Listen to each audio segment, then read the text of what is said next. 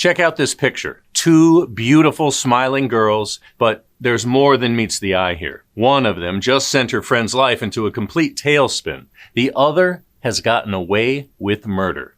At least for now. But Marie Robards' story is about to take a dark, unexpected twist. Let's recap.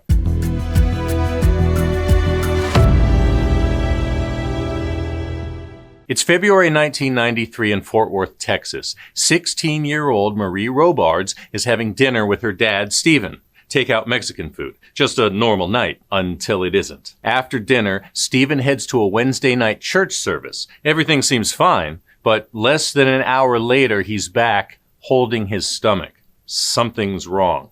Then, it gets worse. A lot worse. He starts vomiting. He's in agony. Marie doesn't stick around. She goes next door to tell Stephen's new girlfriend he's sick. Then she stays there listening to the radio with the woman's young son.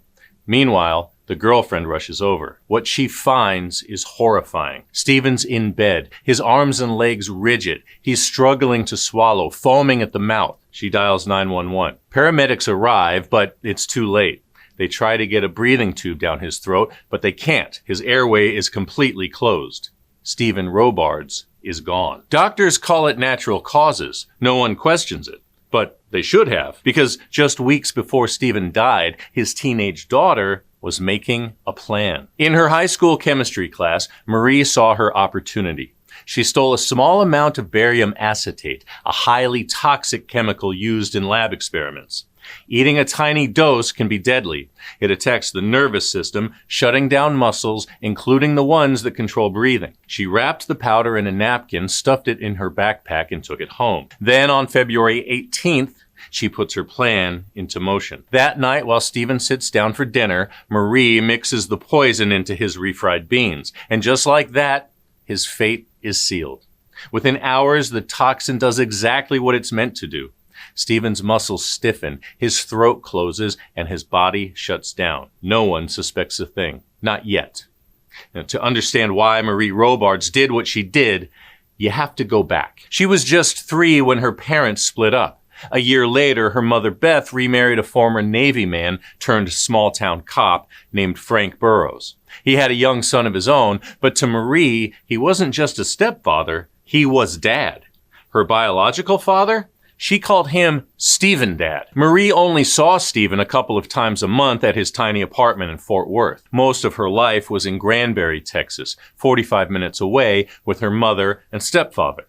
And by all accounts, she was just a normal teenage girl, a straight-A student, quiet, well-behaved, close to her mom. But then came the summer before her 16th birthday. That's when everything changed. One weekend, Marie walks in on something she was never supposed to see. Her stepfather, Frank, with another woman. That one moment sets off a chain of events no one sees coming. After that day, Marie loses all respect for Frank. She doesn't understand why her mother is staying with him, and the tension in the house, it's unbearable. Finally, Marie throws down an ultimatum. If Beth won't leave, then she will. So Beth sends her daughter to live with her grandparents in Fort Worth. Marie lasts just 5 days before she comes home because she misses her mom so much. But Frank, he has rules, and his rule is simple. If you leave, you can't come back. He says it's to keep the kids, Marie and his own son, from playing the parents against each other. But for Marie, it feels like pure rejection. She pleads with her mother, "Come with me," but Beth won't leave Frank. Instead, she sends Marie back to Fort Worth. This time, not to her grandparents. This time, she's going to live with Stephen Dad. This is the moment it all starts to unravel. Marie hates living with her father. Stephen's one-bedroom apartment is nothing like the home she left behind. It's small, cramped, and lonely. And she's in a new school where she doesn't know a soul. She's miserable. She calls her mother constantly. She writes letters. She begs, "Please let me come home." When that doesn't work, she gets desperate. She even threatens to take her own life. But Beth, she doesn't budge. Marie is stuck. And then, just months later, Stephen is dead. That same night, the night her father dies in agony, foaming at the mouth, Beth and Frank come to Fort Worth to take Marie home with them.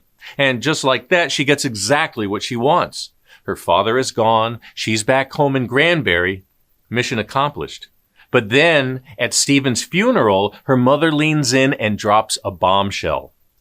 Things aren't working with Frank, Beth says. We're leaving. You and me. We're moving to Florida for a fresh start. Life, it seems, has a dark sense of humor.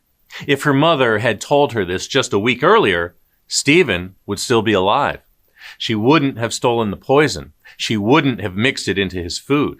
She wouldn't have sat next door listening to the radio while he foamed at the mouth and gasped for air. She killed her father to escape a life she was about to be freed from anyway. And now she has to live with it. And still, no one suspects a thing. Not yet. Marie and Beth pack up and move to Florida, where she starts yet another new high school to finish out her junior year. But she isn't the same girl anymore. She's depressed, barely functioning. Beth notices. She puts Marie in counseling, hoping it'll help. But how could it? The real problem, the secret eating her alive, is something Beth could never guess. And then, another twist. A few months later, Frank shows up in Florida, ready to patch things up. Marie is furious. Hadn't they left to escape him? But then, another betrayal. Marie finds a note in Frank's things from the other woman. She shoves it in her mother's face. He hasn't changed. Leave him. But Beth won't do it.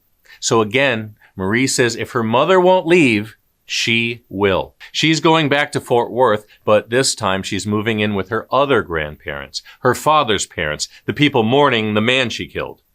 In the fall of 1993, Marie starts her senior year at her fourth new high school. And just like that, the depressed Marie Robards disappears. In her place is the perfect granddaughter, the perfect student, the perfect friend. One of those friends is Stacy. Stacy is bubbly, popular, the type of girl who never met a stranger. She also is sharp. She knows Marie's father died recently, and she really tries, to get her to open up. But Marie won't talk about it. Until one night when Shakespeare cracks her open. Marie and Stacy are studying Hamlet, and as Stacy leans in, putting on her most dramatic voice, she reads a speech from Claudius out loud, the man who poisoned his own brother to steal the throne. My fault is past, but oh, what form of prayer can serve my turn? Forgive me my foul murder? That cannot be, since I am still possessed of those effects for which I did the murder. Stacy finishes with a flourish, but Marie isn't laughing. Her face is pale, her hands are shaking, and then she cracks. The words spill out before she can stop them. She poisoned her father. She killed him. Stacy can't believe what she's hearing, but Marie isn't joking. She begs Stacy not to tell anyone, and Stacy tries. She really does. But how do you keep a secret like that? How do you live your life knowing your friend poisoned her own father? At first, she convinces herself maybe Marie was exaggerating or it was just a mistake. But how could Marie, sweet, pretty, perfect Marie, be a killer? But the secret eats her alive. Finally, she breaks. She goes to the police. But here's the thing. The cops don't exactly jump on it. Sure, they still have Stephen's blood from the autopsy, but the test they need to confirm barium poisoning is expensive, complicated. And let's be honest, who would believe it? Marie Robards doesn't look like a killer. Meanwhile, Stacy pulls away. She can't be around Marie anymore, not after what she knows. But then, at prom, they snap this picture together. You'd never know these two girls have such a dark, complicated backstory. And as graduation comes and goes, Marie moves on. She heads to the University of Texas in Austin, ready to start fresh. And with the cops dragging their feet, it looks like she just might. But then, a knock at the door. It's late October 1994, and the police finally have the results. The blood tests they've been dragging their feet on, it's back, and the results are shocking. Stephen Robards had 250 times the normal amount of barium acetate in his system. There's no question now. This isn't a heart attack or a prank. It's murder. Marie is arrested, but just as quickly, she's out on bond. She doesn't go back to Austin. Instead, she returns to Granbury, Texas, where her mother and Frank, still together somehow, are living again. While waiting for her trial, Marie picks up a job at TGI Fridays, just another college-aged waitress making ends meet. But here's the twist. She catches someone's eye.